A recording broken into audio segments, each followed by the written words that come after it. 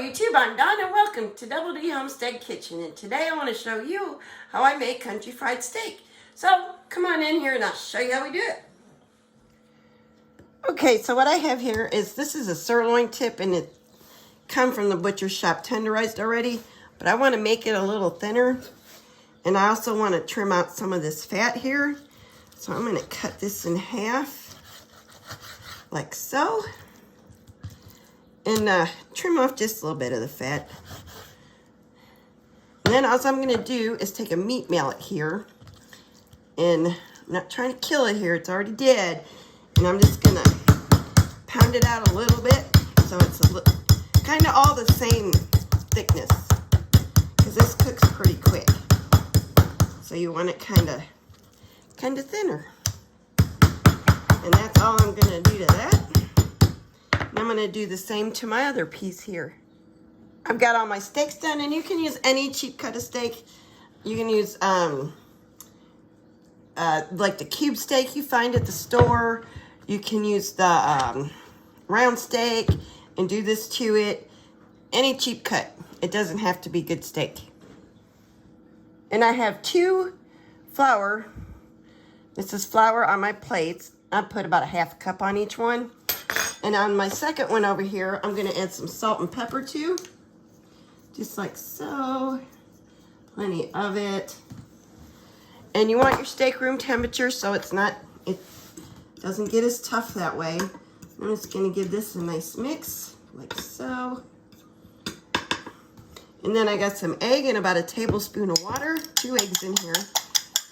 1 or 2, 3, however many steaks you're cooking, that's how much you'll use. And all I gotta do now is take my steaks and I'm gonna put them in the plain flour. Make sure they're coated good. Just like so. My dogs are outside barking. And then I'm gonna put them in the flour. Or the eggs, I'm sorry. Make sure they're coated all over. And then put them in the seasoned flour. Now you can add other spices to this if you want. We just like this kept real simple. We don't like to try and get too fancy with these old recipes. And I'm going to set this on a tray right there until I'm ready to fry them. And I'm going to get these floured up and I'll come back. I got all my steaks coated and it's time to fry. All right, I got a pan here. A cast iron skillet's what I'm using today. You use whatever your favorite frying pan is. And I've got about 1/8 of an inch of oil in here. And I got a rack here for when I take it out. There it is, you can see it. It's just a pan with a cooling rack on it. And I'm gonna get my skillet nice and sizzly hot and drop my steaks in. Alrighty, my skillet's hot, and you want it to sizzle when you put it in there. See how the flour's immediately cooking? That's how warm you want it. And if you're using a thermometer, it's about 350 degrees. See, we're sizzling. We're cooking with pop today. See that? Yeah. Sizzle, sizzle. And I'm going to get that side golden brown and flip it over. Alrighty, see how the floods come up? And it's brown now. I'm going to give it a turn just like this. This is so easy to make, y'all. I'm going to let that brown up just a little bit, and I'll give it a flip too. Alright, this one's ready to flip. Nice and brown. Nice and brown. Take about 2 minutes. Minute and a half, 2 minutes. Alright, been about another minute and a half. And the bottom's nice and brown. I'm going to put it over here on my rack. Just like so. Time for the next step. Okay, what I'm going to do now is most of this grease I'm going to put in something. And I'm going to leave a couple tablespoons of the oil in here. And I'm going to try and leave all those yummy little things in the pan because you want those for the gravy. Okay, in this same skillet, we got our hot oil and all these yummies.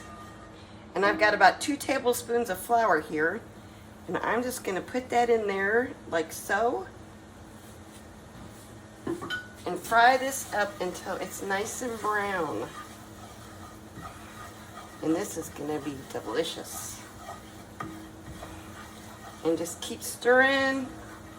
It takes a couple minutes to get it where you want it, so take your time. Okay, I got a nice brown color here going on.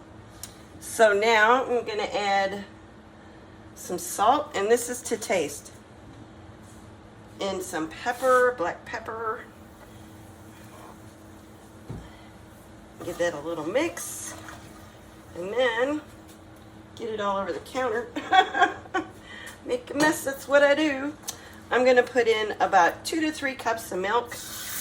And you can make more gravy if you need more gravy. We don't need that much because there's, like I said, just 2 of us here.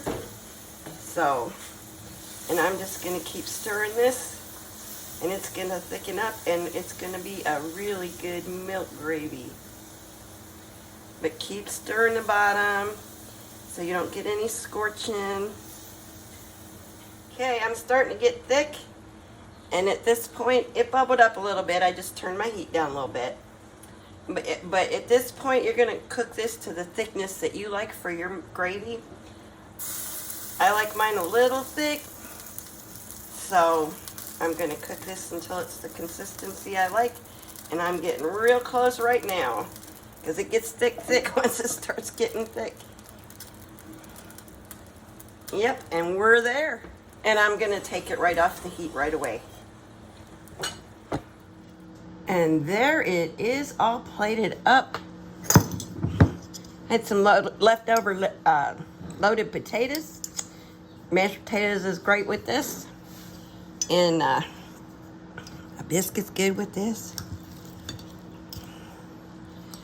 But look at that. Perfect. Put a little gravy on it. Hope you liked this video and this recipe. If you did, please give me a thumbs up. And if you're new here, please subscribe. Y'all take care and God bless you.